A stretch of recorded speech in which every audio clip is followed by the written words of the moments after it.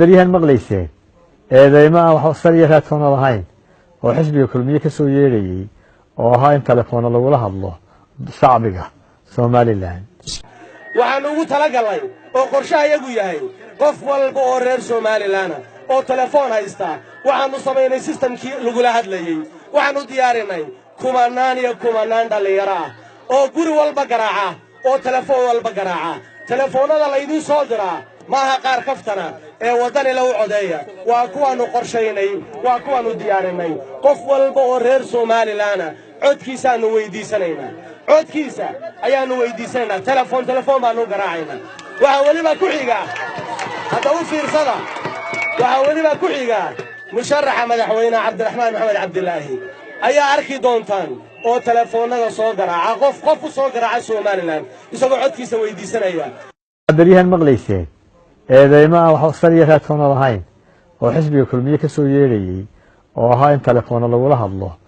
shacbiga Soomaaliland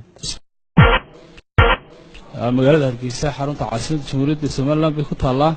hadda waxa booqateen xarunta wicitaanka xisbiga xarunta waxa ka howlgala 120 qof waxaana shaqeysaa 8 subaxnimo ilaa 9 habeenimo habeenkii dadka Soomaaliland oo dhan way hadlayaan waxay la hadlayaan dadweyne codbixiyaasha Jamhuuriyadda Soomaaliland oo dhan ku nool laascaanood ay la hadlayeen wiigii hore hadda burcay la hadlayaan hore Hargeysa oo la hadleen waxaan rajaynaynaa inta doorashada ka hadhay 200 oo qof inay la hadlaan waxa kale oo iyaguna ay caawinayaan oo jira meesha la hadlaan markay qiyaasaan taageeradeedu inta leeg tahay dad dhulka nooga shaqeeya waxa beryahan maqlayseen eedeymaha wax sal iyo raad toona lahayn oo xisbiga kulmiye ka soo yeerayay oo ahaa in telefoon lagula hadlo shacbiga Soomaaliland xisbiga ahna murashaxa ayaa isna dhawaan dadweynaha reer Soomaaliland halkan kala hadli doona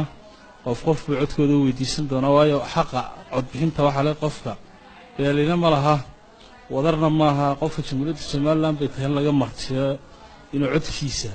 la weydiisto isaga tahay marka dadkan imika waxay mataleen murashaxiinta laakiin murashaxa laftiisa ayaa isna soo wici doona dadka hadii rabbi xukumo waxa beryahan maqlayseen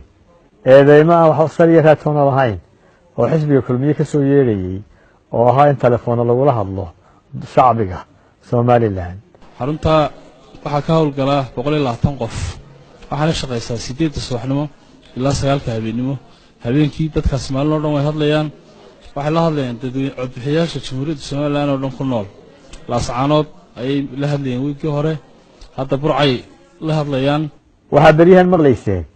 eedeymaha wax sal iyo raad toona lahayn oo xisbiga kulmiye ka soo yeerayay oo ahaa in telefoon lagula hadlo shacbiga Soomaaliland hore Hargeysa oo la hadleen waxaan rajaynaynaa inta doorashada ka hadhay 200 oo qof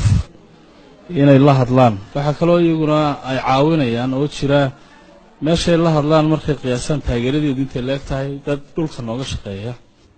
eedeymaha wax sal iyo raad toona lahayn oo xisbiga kulmiye ka soo yeerayay oo ahaa in telefoon lagula hadlo shacbiga Soomaaliland hore Hargeysa oo la hadleen waxaan rajaynaynaa inta doorashada ka hadhay 200 oo qof inay la hadlaan waxa kale oo iyaguna ay caawinayaan oo jira meesha la hadlaan markay qiyaasaan taageeradeedu inta leeg tahay dad dhulka nooga shaqeeya oo deedna meeshii hooseysa kor u soo qaado gala matalan magaalada Hargeysa kale ilaa 5 oo dhalinyaro ah naga shaqeeya marka hadii matalan xaafad hiblaayo taageeradeedu hooseysa xisbiga oo qoladan soo sheegto waxa tagaysa qolada dhulka joogto marka sidii ciidamada cirka kale weeyii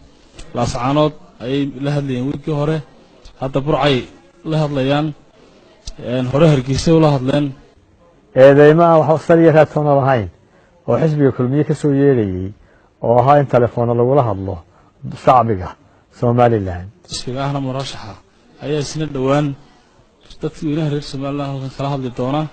qof buu codkooda weydiisan doona waxaan ugu talagalay oo qorshahayagu yahay qof walba oo reer Soomaaliland oo telefoon haysta waxaanu sameynay systemkii lagula hadlayay waxa waliba ku xiga musharaxa madaxweyne Cabdiraxmaan Maxamed Cabdilaahi ayaa arki doontaan oo telefoonada soo garaaca qof u soo garaaca Soomaaliland isagoo codkiisa weydiisanaya